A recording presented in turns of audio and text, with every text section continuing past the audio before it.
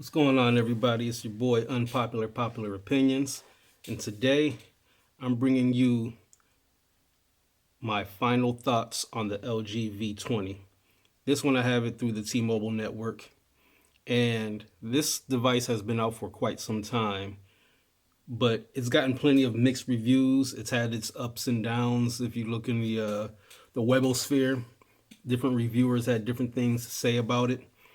So I decided that I was going to give it a fair shake. Now, I'm not saying everybody was talking bad about it, but there's just some people that don't know what to do with this device. This is not your everyday device. Some people in devices, they're just looking for something they can pull out of their pocket and have fun and play with. This is probably not that device. This is more so for people who like to create content. I'm not talking about just making a quick little video for Snapchat or Musically or anything like that. This device is for the serious video maker, someone who's serious about how their audio is going to sound, controlling every aspect of the video as well as the audio. You can hook up some headphones to this while you're recording the video and actually hear how it's going to sound in real life as it goes, so that you can change where the directionality and the gain of the mic. You can get rid of distortion and all of that. You can cut out background noise. There's a number of things that you can do with this device as far as creating content. As far as the camera in auto mode, this is where it's gotten a lot of flack from. When this comes out of the box, the HDR is set to on. You have to set that to auto, because when you have the HDR set to on, it'll confuse the camera. I guess in certain lighting situations it's not the best, but if you turn it to auto, then this device will rank in the top 5 with the other devices as far as camera, probably number 1. If you want camera comparisons, I'm not going to do that here. I'm going to suggest you search YouTube and look for them. Look for some fair ones. For instance, Pocket Now has fair camera comparisons with this. It even puts it head to head with the Google Pixel XL.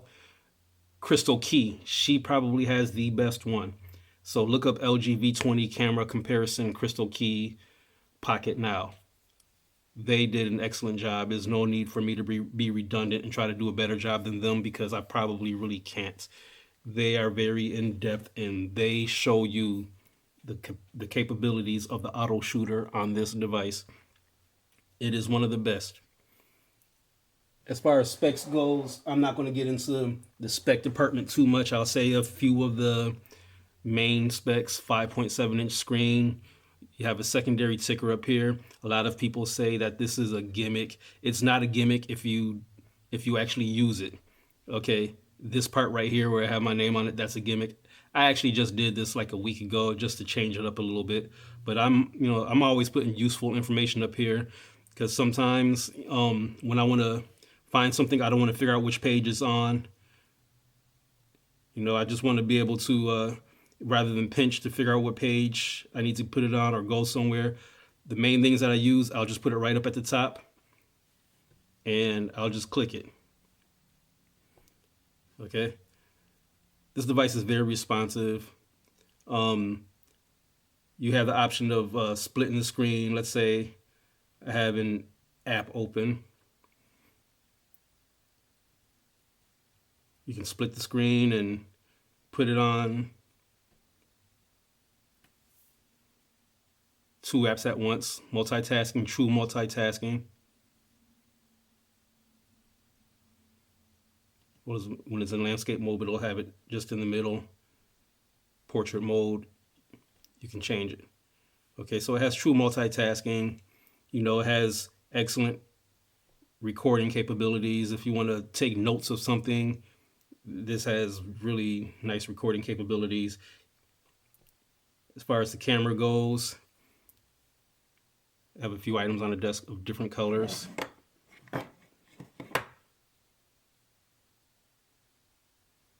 It is not the fastest,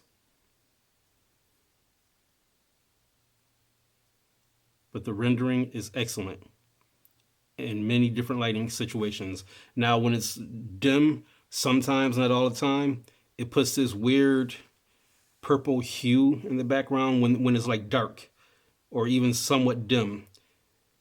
But it's not as bad as, let's say, the LG, not the LG, the Google Pixel XLs or even the regular Pixel. It's not as bad as the lens flare on that device. I'd rather have the purple hue that this device takes than the lens flare on the Google Pixel. Speaking of which, people say the Google Pixel has the best camera. I beg to differ. It's better than this as far as auto shooter in certain situations. You can do comparisons for days as far as which camera does better in what situation. But with the capabilities of this and having manual mode to be able to control pretty much every aspect and even wide aperture shots, just for the simple fact that you can control every aspect. You can put it in a manual mode, and you control your auto focus to manual focus. You can control your white balance, shutter speed, isolation. You can control pretty much anything in here to get it to look how you want it to look. So this is for the serious content creator, someone who will take the time to adjust these things. Same thing with manual mode. I'll go into this real quick, and like over here, you can control which direction the sound is coming from, your gain. And let's say I start recording and I'm talking, you'll get a little bar graph up here, and it shows you, pretty much like if you want to edit, it shows you where you can make your edits at and all that. This is excellent. This is a content creator's device. It's like there's two different types of phone users. You have one that want their device for play, and then you have the other that needs their devices to do certain things. Now, if you had to pick and choose, do you want a device that you're just going to play with that really has no primary function at all, that just does everything excellent, but doesn't really, does everything well, but doesn't really excel at at too many things? Or do you want a device that does a particular job and then everything else does it very well? This is the worker's device. This is the one that I would choose, one that you would have to have versus one that you want. This is the have to have. Now, my other device that I use is the Huawei Mate 9. And I admit I have more fun with that. The auto shooter camera has, different functions in it, that they built in the skin that I really enjoy using. But if I had to choose between the two, I would have to keep this one if I could only keep one. Because, work hard, play harder, so you have to, work first. I use this to create content. And it still does everything that Huawei Mate 9 and any other device. It still does everything that those do just as good, if not better. When it comes that close to where you're having to put photos side by side, to me, if one has more functionality than the other, then the one with more functionality wins. Okay. Other specs of this device. Let's say this has a fingerprint scanner, which also doubles as the power button. Screen is off. It works fast. I very rarely have to hit it twice. But the thing is, its response time is not the fastest, okay? Okay, I'm going to tell you when I hit it. Hit it. It's not as fast as the other devices. And I think it's because that this is also a power button. The other devices that are faster, it's a dedicated fingerprint scanner. And sometimes you just have to clean the fingerprint scanner off for it to work faster. Now I'm going to go back to the camera and show you some things you can do. Let's say you go to the front-facing camera, put it in manual mode. Put it in auto mode. Change the directionality of it. Even with the front-facing camera, Excuse the mess up here. I use the top of this. This is a loft bed, and I use the top of it sometimes just to throw stuff up there when I'm doing laundry or whatever, for my daughter and all that. But there's different modes you can go into.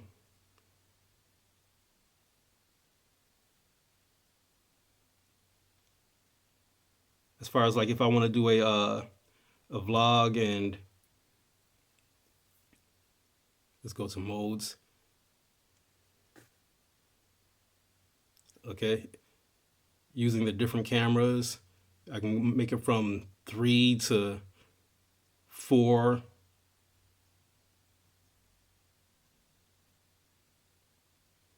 To making like a pop out. It's very fun. Go back to multi-view.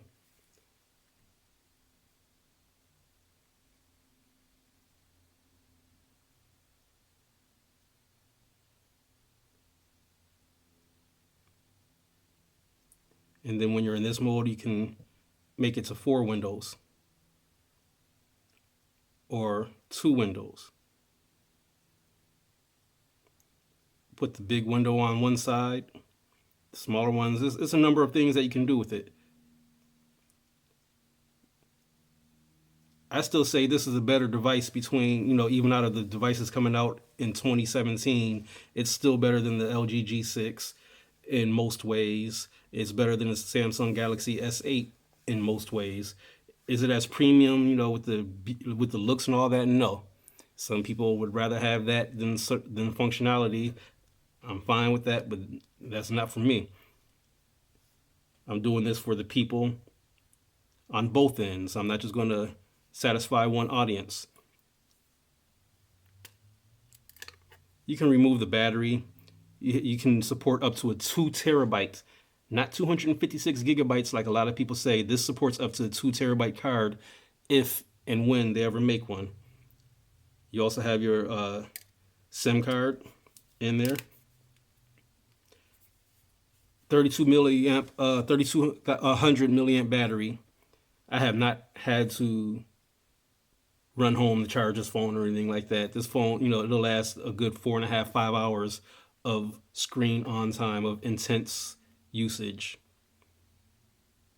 at full brightness. I say about 4.5 hours full brightness. If you put it on auto brightness, it'll go 5.5 hours easily. But I'm always near a power source. I've never had charge anxiety or anything like that. I get pretty good usage. Everything is really smooth.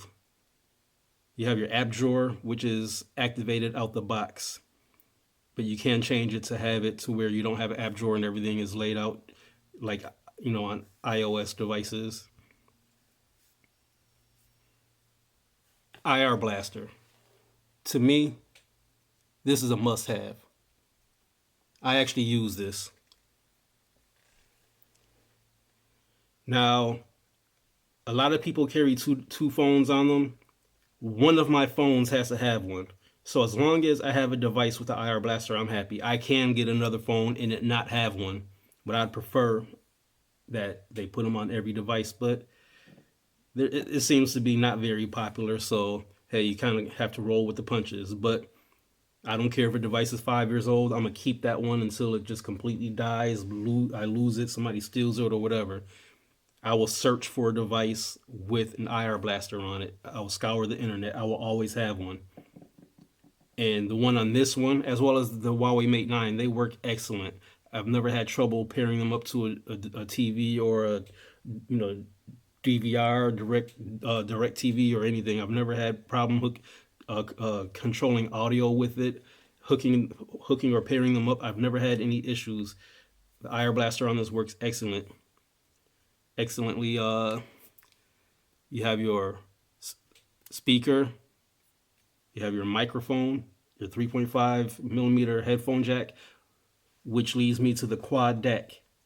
This has the best sound when you hook a pair of high quality headphones to them. There's nothing touching the audio on this one with the quad deck. But I will admit, I don't even use that anymore, and that was one of the main reasons why I bought it. because if you hook a pair of Bluetooth UFO extra bases up to them, these have 12 drivers, 6 in each ear, it actually sounds better than the quad deck. So you can hook these up to almost any phone, or any phone really, and get that quad deck sound. So it's not even a must-have. And I'll say the same thing about a removable battery. When I first got this device, I preferred a removable battery. But in all honesty, all my past devices that had removable batteries, I hardly ever changed them out because I'm always around a charging source. But now, I prefer they not have removable battery, and here's why. If somebody were to steal this, all they have to do is take the battery out, and I can't track my phone. If they don't have the ability to take the battery out, I can track this device. So that, and also being that I'm always, I carry a, where is it at? I usually have one of these close by to where I can charge 1, 2, 3, 4, 5, 6. I can charge up to 6 devices at once. Okay? So I'm always around a power source. I have not even bought a spare battery for this because there's never been an instance to where I needed one. I'm not going to get into all the different functionalities of this device. There's 1,000,001 YouTube videos out that shows you the different things you can, the different things you can do with it. You have your cards here, and you have your OK Google function. For instance, OK Google, where is the closest Domino's pizza?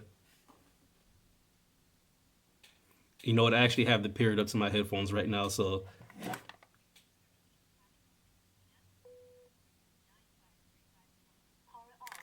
okay, so let me try this again. And I'm going to do it from a locked screen. Okay, Google, where's the closest Domino's pizza? I'm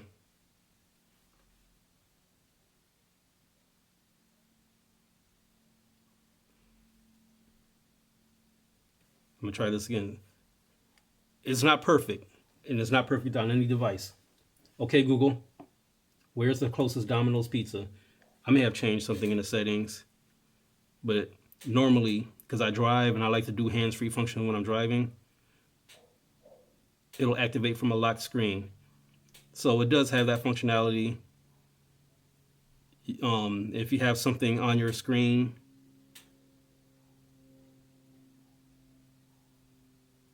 you have the functionality to where it can read what's on the screen and suggest things.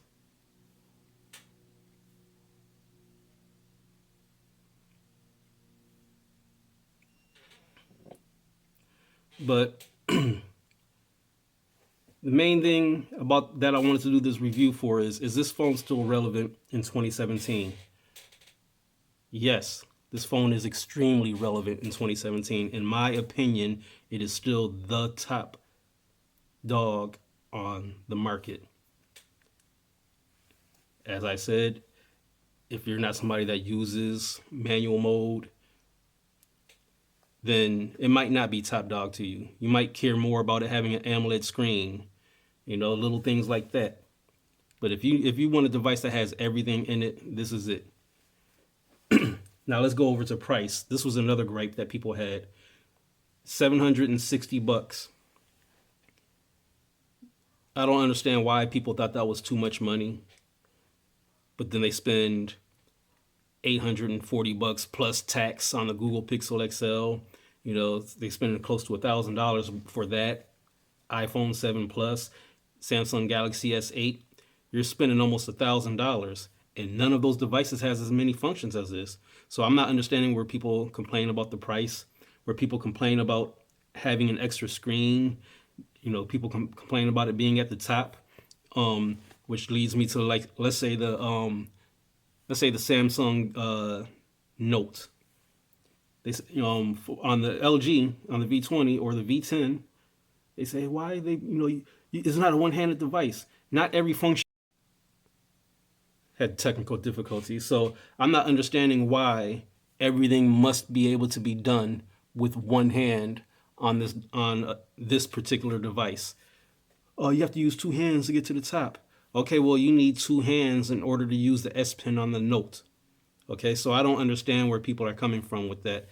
None of the phablets are completely one-handed. If you want a one-handed device, then don't get a phablet. Okay, so I'm not really understanding where people are coming from with that. Now, I will post at the end of this video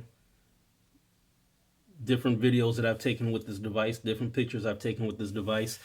There will be some in manual mode, some in auto mode with the HDR on, HDR in auto mode, and then HDR off. Okay. I'll snap a couple more pictures. You see the response time. It is not the fastest, but it is fast.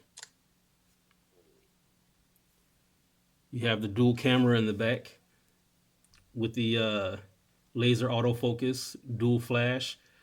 You have one camera. The main sensor is 16 megapixels. The secondary, which works completely separate from the main sensor, is 8 megapixels. It doesn't combine, images like other devices does. That's the way this one just wanted to do it, and I actually like that better for a content creating device, because it allows you to go into the different windows. You can drive with this in your car and show what's in the front and what's behind you and all that. You can do all of that. But I do appreciate the other devices, like the monochrome camera on the Huawei devices, to where it combines the images, or you could use just the monochrome camera to take beautiful black and white pictures in. That's something I do wish that this had on it, but you're not going to get everything in one device. This one still has a clear advantage to me. And out of all the devices, I can get any device out there right now, and this is the one I choose to have. I have T-Mobile, and I have their program to where I can upgrade devices at any time, and I still have this device. I'm waiting on the Note. I wasn't too satisfied with the Galaxy S8. I still may get it. I'm not sure. I'm not jumping on the LG G6. It doesn't have enough for me to spend money on.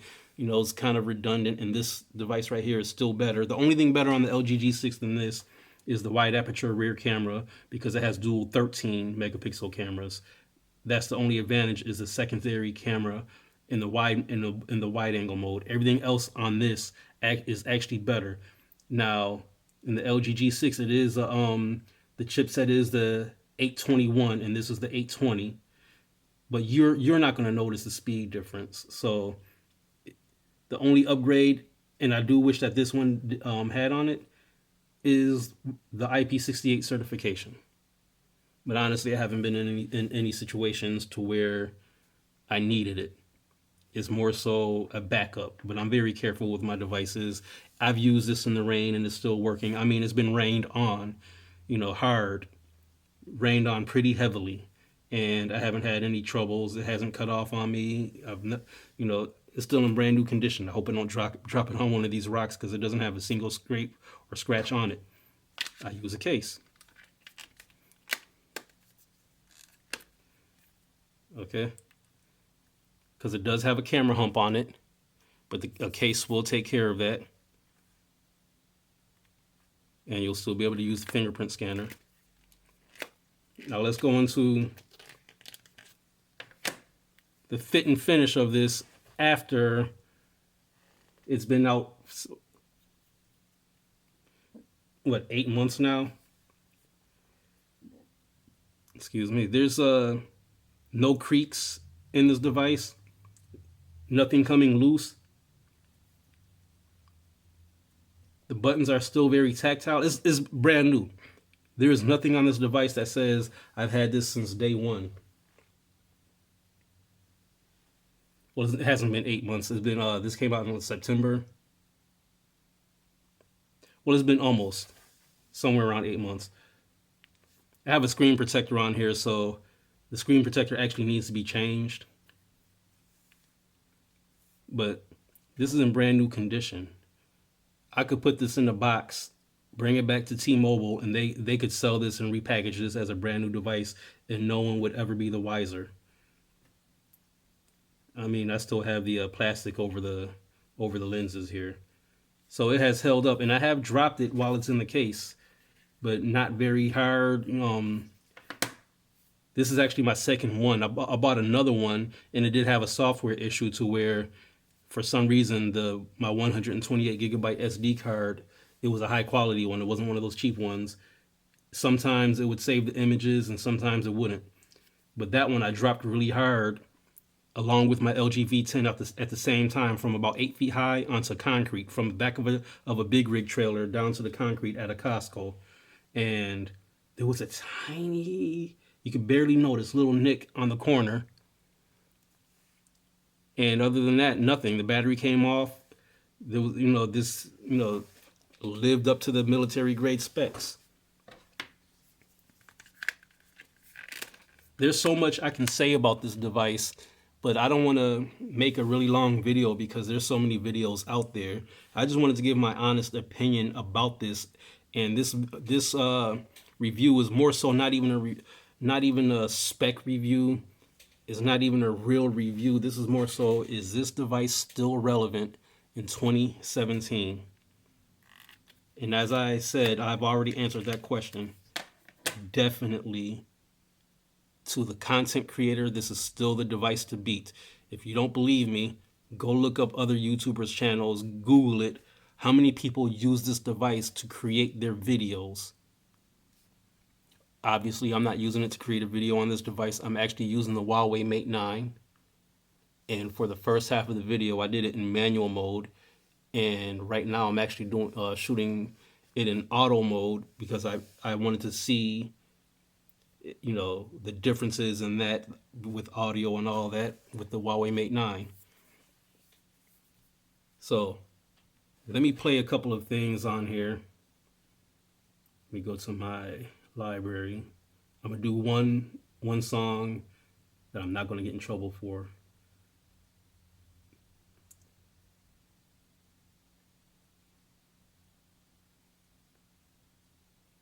We'll go all songs. I'm gonna play my usual.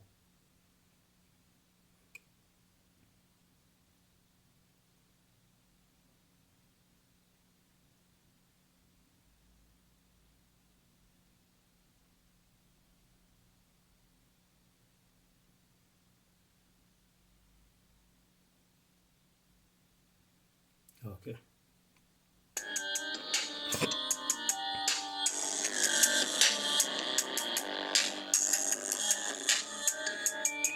That's a little bass heavy.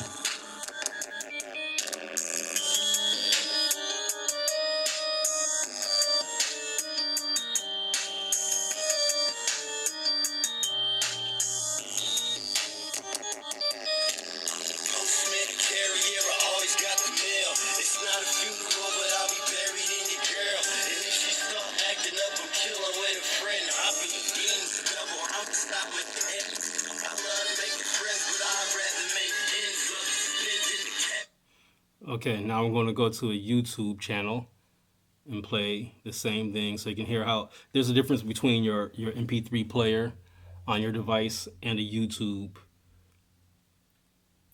I should have had it queued up already. My bad.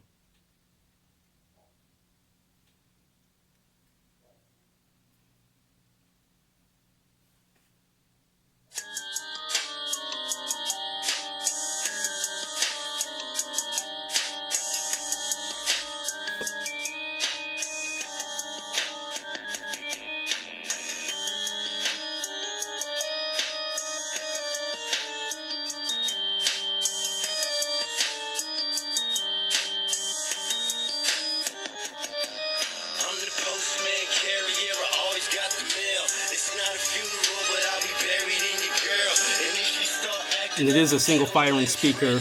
It doesn't play audio out of the top. To me, it doesn't matter. I wear headphones when I'm listening to music anyways, or I'll use a Bluetooth speaker.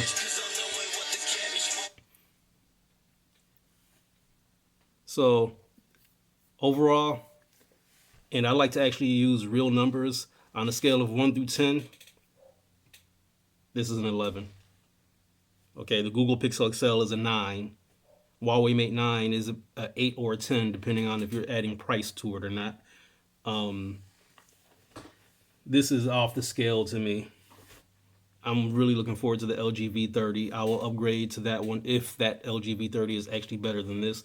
I don't care if they take away the headphone jack or anything like that. USB Type C, it must keep that. I love USB Type C. I don't want to have to worry about which way my cable is facing. It must have the infrared sensor on it.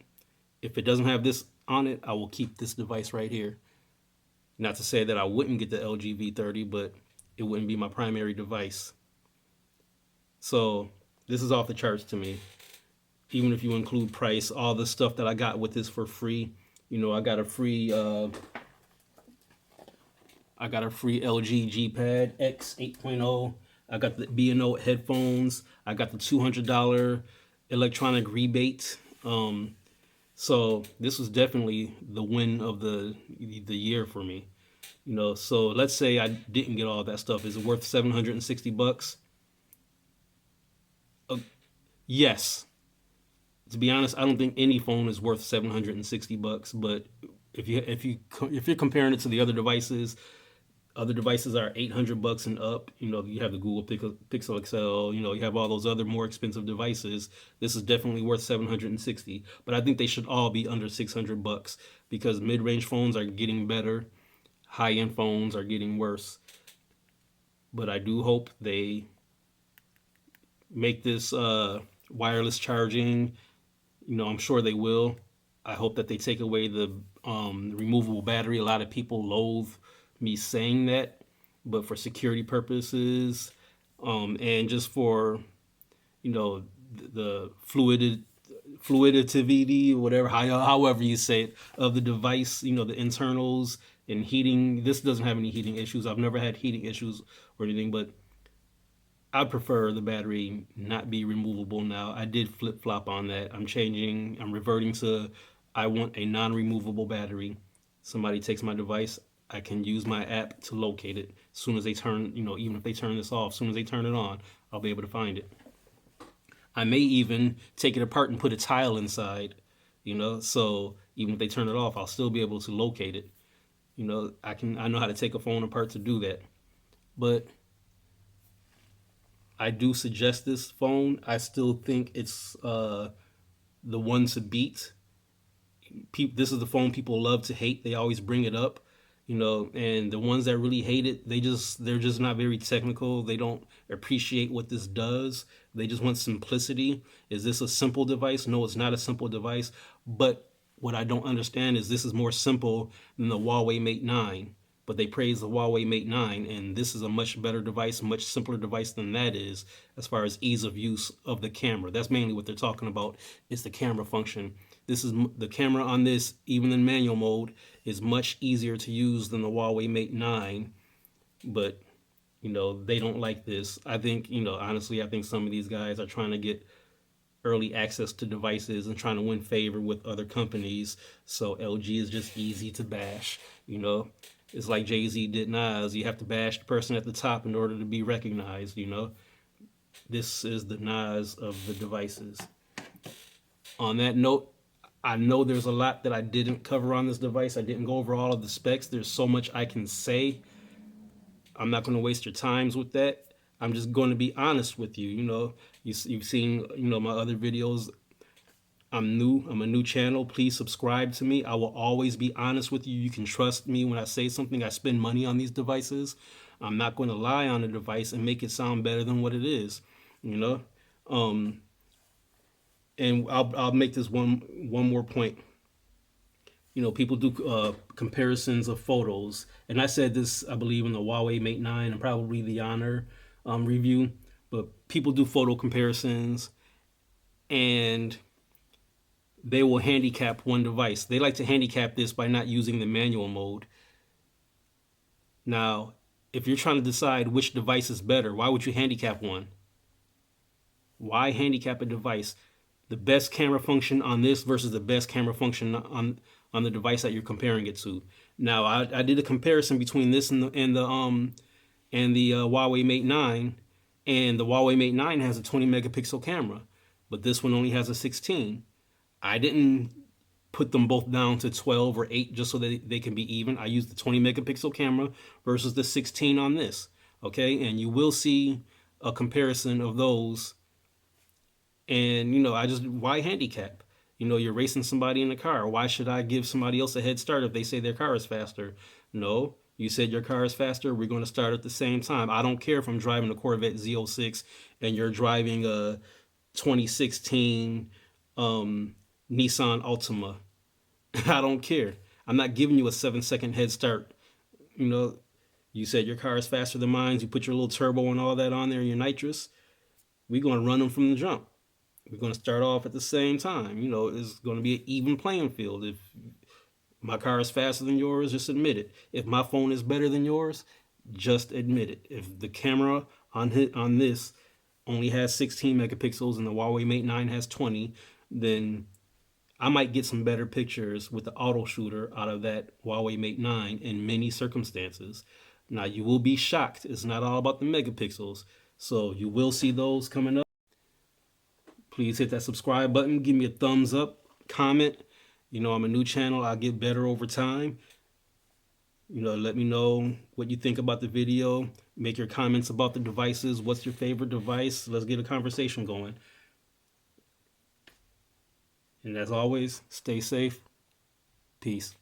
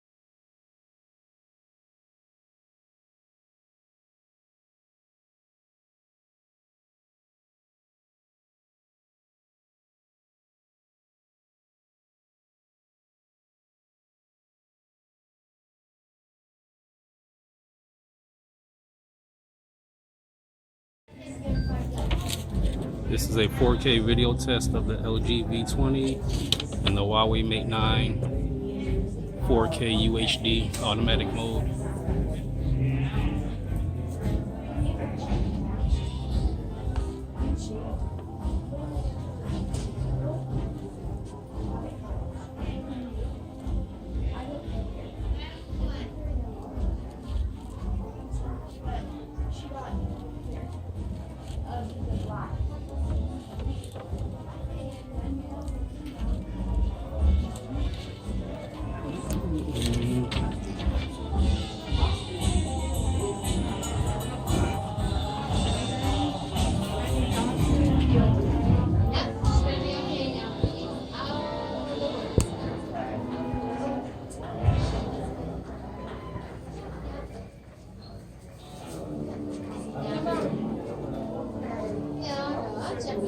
Okay. Yeah, I remember that turkey swinging around.